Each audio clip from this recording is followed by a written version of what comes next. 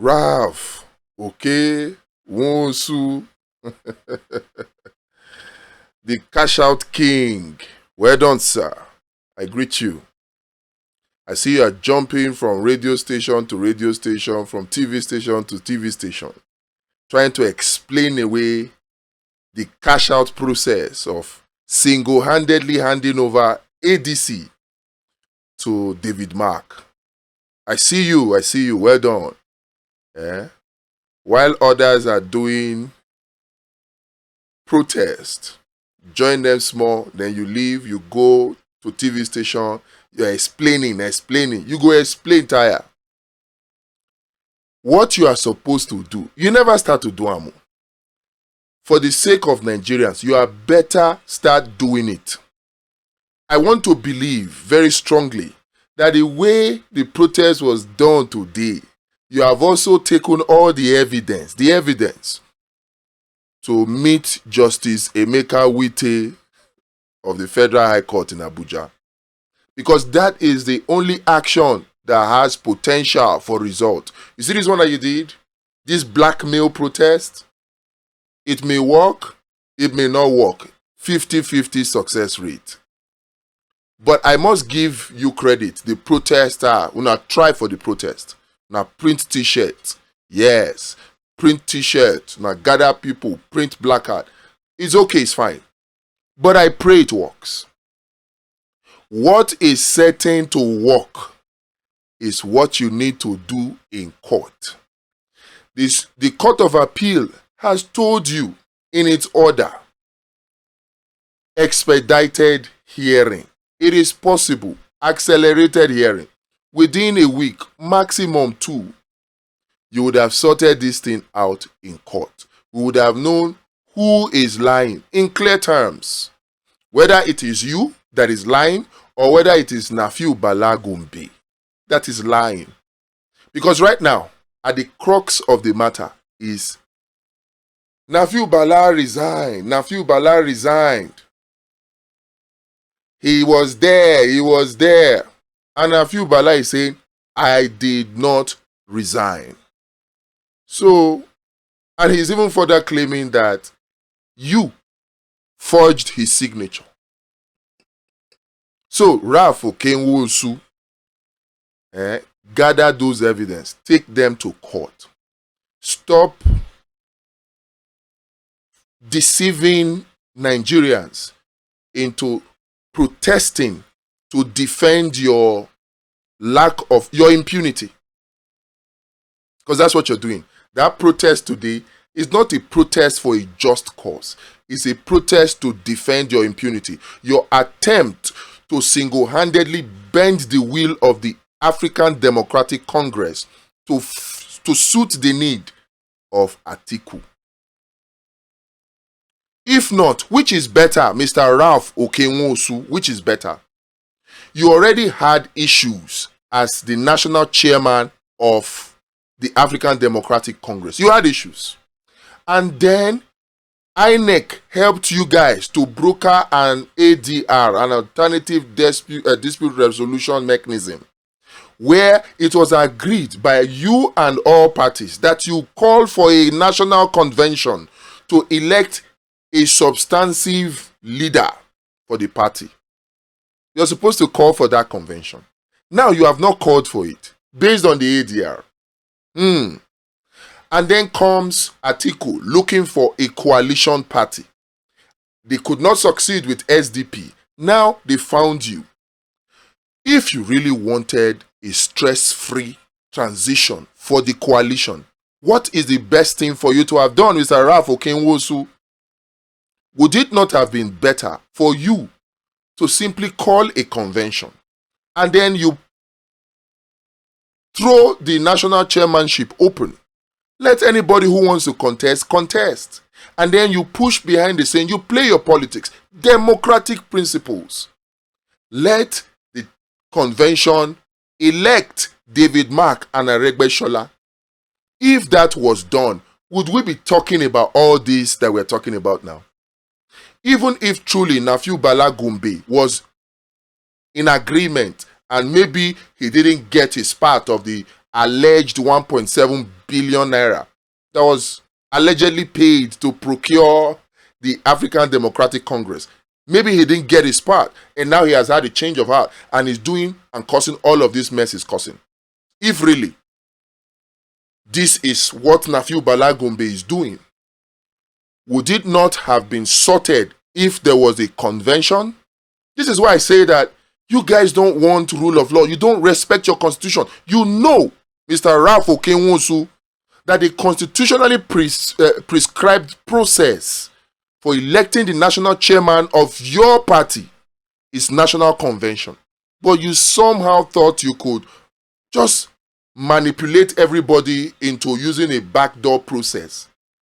For a while it worked. And it could have worked if everybody was on board. Because after all, the leadership of a political party is the internal affairs of that political party. But then you got people who were greedy, perhaps like you, who didn't get enough of the pie, 1.7 billion naira. And then they felt they needed to get their share. And so what was supposed to be a perfect arrangement fell apart. And instead of you to come clean to Nigerians, tell them the truth, you are making Nigerians protest an unnecessary protest, a protest that, I don't know, what is the purpose of that protest? To ask INEC chairman to resign, to ask Tinubu to sack INEC chairman, or to force INEC chairman to do what exactly? When he has told you what to do, go and clear your case in court. Go and clear it. This country, we are fighting the party in power. The opposition party are creating their own mess for us. And before you know it, some people are now coming to say, how much did they pay you? Mumu people. Must you be a blind follower? Can't you see that what will fix Nigeria is respect for the rule of law? Can't you see that the only way to defeat the APC and Tinubu is to stand on truth? Can't you see that you cannot defeat the APC propaganda machine with propaganda? Okay, now. Let this protest continue. You will now see them that they will now also now bring their own protest. It will now be counter-protest versus protest. Before you know it, it turns chaotic. It tear gas everybody. And then 2 or 3 days, the thing dies.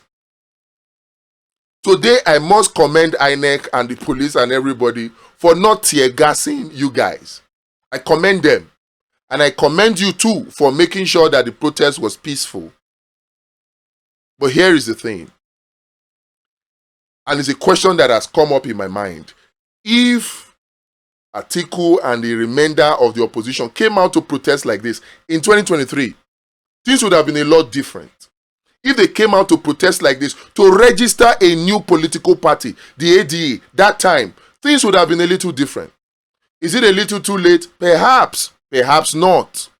But then again, right now, in this matter at hand, for the sake of Peter Obi, please, the right thing for you to do, go to court, clear your name.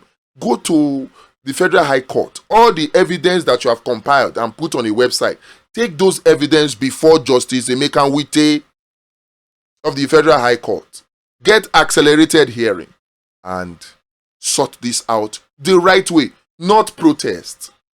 You have to think systematically with this Tinubu man. Systematically and strategically, not by emotions. I cannot stop this video unless I remind Peter Obi he has 13 more days. 13 more days before the deadline expires and he's trapped in ADC finally. And if this issue is not resolved, he's trapped there with 0 chances of getting a ticket for 2027. Now, even if the issue is resolved, what are his chances of getting a ticket? This Atiku that is stubbornly holding on to the structures he put in place by force. You think he's going to just give up like that? Well, I pray he does. But if he doesn't, that is how Peter Obi will lose his chance to get a ticket. And I will come out for you guys. All those of you saying, how much have they paid me? Una go look for abuse tire. I am not going to leave you guys the way I left you in 2023. thinking you know what you're doing, when in actual fact you don't. No strategy, nothing. Only emotions and protest and activism? No.